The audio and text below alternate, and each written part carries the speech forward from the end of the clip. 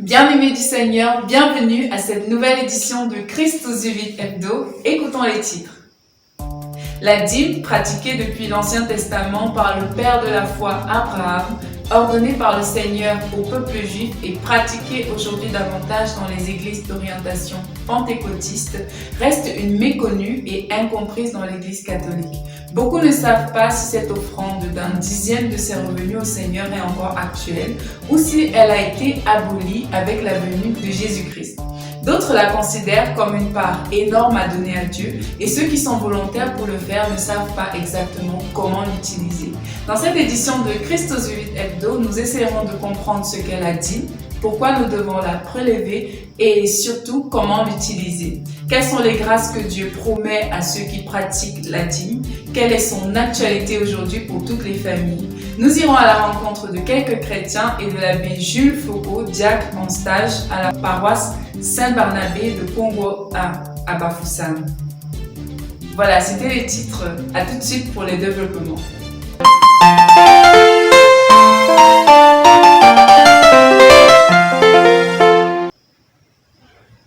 Rebonsoir. Donner comme un enfant de roi, disait Jean Clia en titre de son ouvrage sur les bienfaits des offrandes et surtout de la dîme. Comment donner comme un enfant de roi lorsqu'on n'a pas beaucoup de moyens à sa disposition? Lorsque le peu que nous avons ne suffit pas pour nos propres besoins, diront certains, dirons-nous. La dîme, 10% de nos revenus, n'est pas une habitude dans les milieux catholiques. Il est plus fréquent de donner le denier de culte qui représente en général 1 à 2 journées de salaire par an.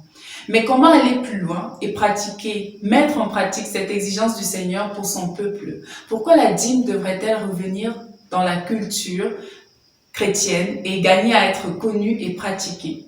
Écoutons d'abord quelques chrétiens qui nous disent ce qu'ils pensent de la dîme et leur expérience personnelle à ce sujet. La dîme, déjà, défini, c'est 10% de ce qu'on gagne, 10% de notre revenu qu'on offre joyeusement à Dieu pour toutes les grâces, pour toutes les bontés qu'il nous accorde dans notre vie.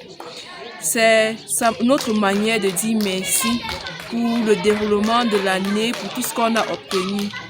Déjà, quand on prélève ces 10% et qu'on offre à l'église, on doit l'offrir avec joie, avec beaucoup d'amour, parce que qui offre avec joie et amour reçoit davantage.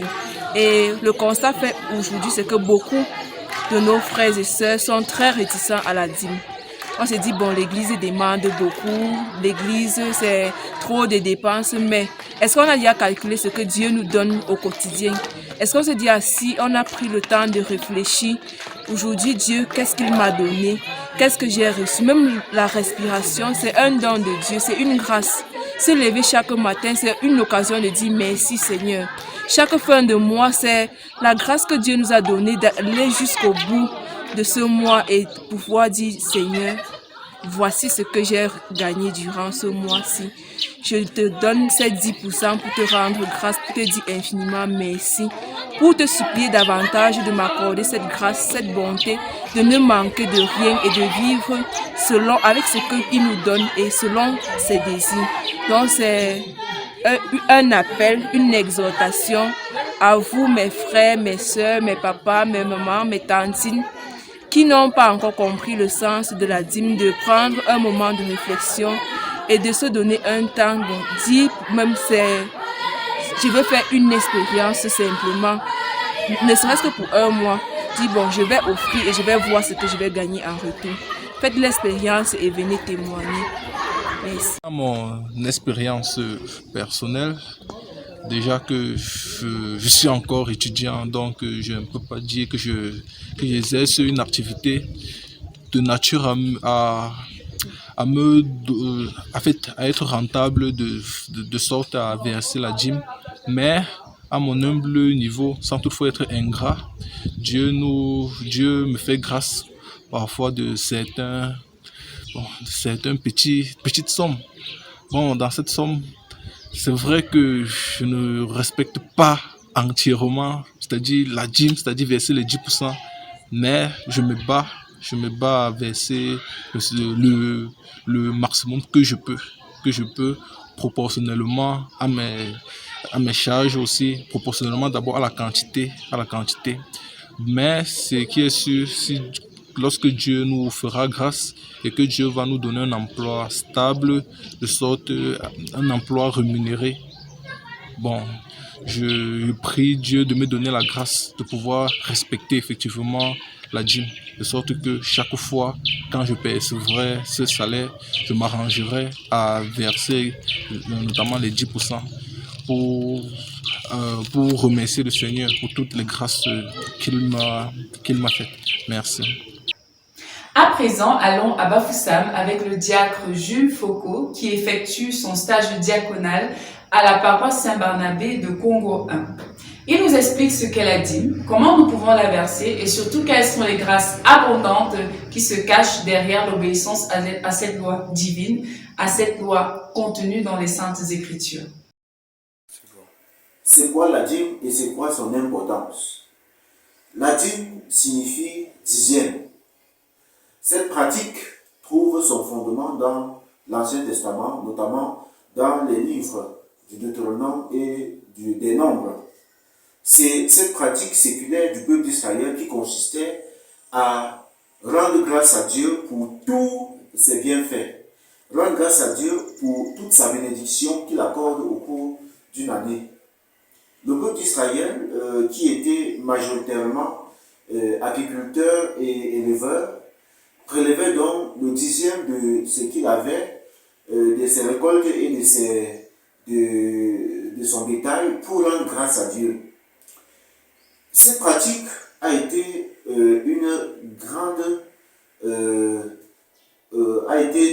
importance dans le peuple d'Israël parce que c'était à travers cela que le peuple se rassurait de la solidité de la relation avec Dieu.